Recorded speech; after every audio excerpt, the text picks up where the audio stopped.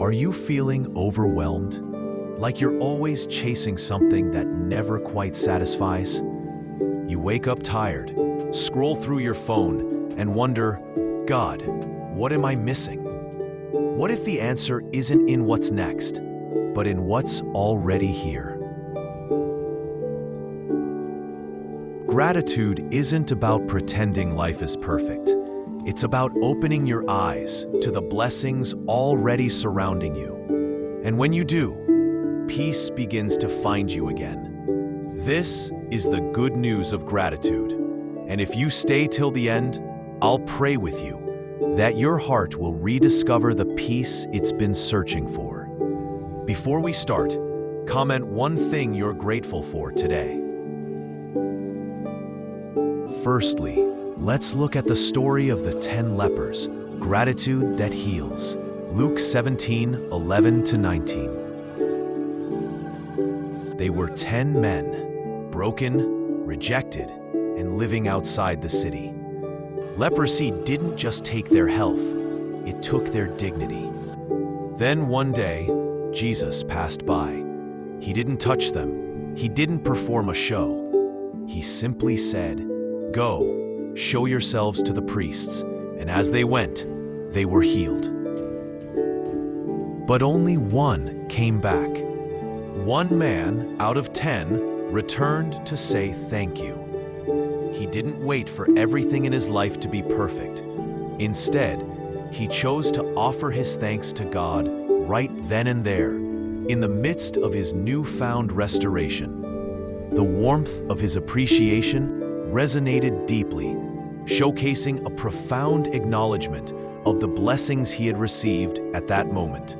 Luke 17:15-16 says, "One of them, when he saw he was healed, came back, praising God in a loud voice." Gratitude isn't just good manners. It's a key that unlocks more of God's presence. When you say thank you, heaven opens a little wider. Let me ask you, friend, which of the 10 would you be? The one who remembered to say thank you? Comment, "I choose gratitude." Let's dive deeper into Paul and Silas, thankful in the dark. Acts 16:25. Paul and Silas had every reason to give up. They were beaten, shackled, and locked in a dungeon. But at midnight, they did something unthinkable. They sang, not just any song, but hymns. Their voices became instruments of faith, echoing through the darkness.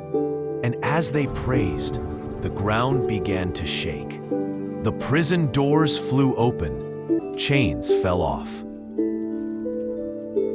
Their gratitude broke what was meant to hold them. Acts 16:25-26. About midnight, Paul and Silas were praying and singing hymns to God. And suddenly, there was a great earthquake.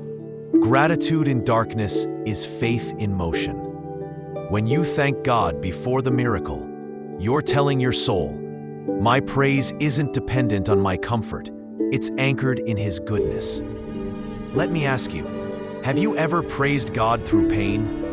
Drop a "Yes, Lord" hang if you've seen Him move in hard times. Remember the barren woman? Hannah, thankful before the miracle. 1 Samuel 1-2. Hannah understood the pain of unanswered prayers. Year after year, she yearned for a child, while others mocked her suffering. Yet she refused to let bitterness take over. Instead, she transformed her sorrow into surrender. In her tears, she expressed gratitude, not for what she had, but for the God who continued to listen. And when her miracle finally came, she didn't cling to it. She gave it back to God. 1 Samuel 1:27-28. I prayed for this child, and the Lord has granted me what I asked of him. So now I give him to the Lord. Gratitude is trust in disguise. It's saying, God, I don't understand, but I still believe you're good. Have you ever thanked God even when it hurt? Comment, I trust you, Lord, below. Let's take an inspiring glimpse into the life of King David. Gratitude as worship. Psalm 103, Psalm 23. King David, the psalmist, had everything: wealth, power, and a strong reputation, only to lose it all multiple times.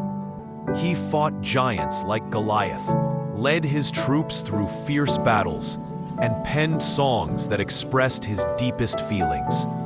He also faced betrayal from trusted allies, testing his resilience. Through all these challenges, he discovered a vital truth.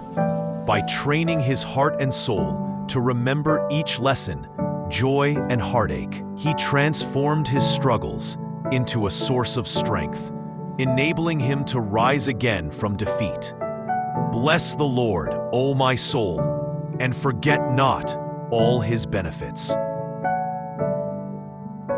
Even when his world was falling apart, David chose gratitude as an act of worship.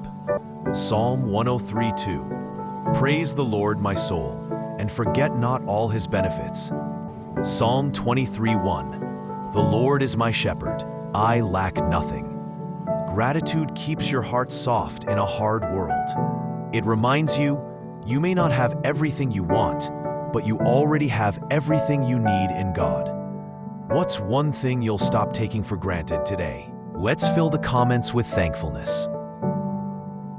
Here are practical steps, living grateful daily. 1. Start and end your day with thank you. 2. Write down one blessing from today, no matter how small. 3. Replace complaints with reminders of God's goodness. 4. Speak gratitude out loud. It shifts your spirit. The scriptures say in 1 Thessalonians 5:18, "Give thanks in all circumstances, for this is God's will for you in Christ Jesus." Let's pray together. Father, thank you for today, for breath, for grace, for every unseen mercy. Forgive us for the times we forget how blessed we are. Teach us to be grateful not just for the big miracles, but for the small moments, a sunrise, a heartbeat, a second chance. And when life gets hard, remind us, gratitude isn't a feeling, it's a choice. We choose to thank you now and always. In Jesus' name, amen. If this message touched your heart, don't just scroll away. Comment what you're grateful for today. Like and share this video. Subscribe to the Good News Minutes. And remember, keep the faith alive.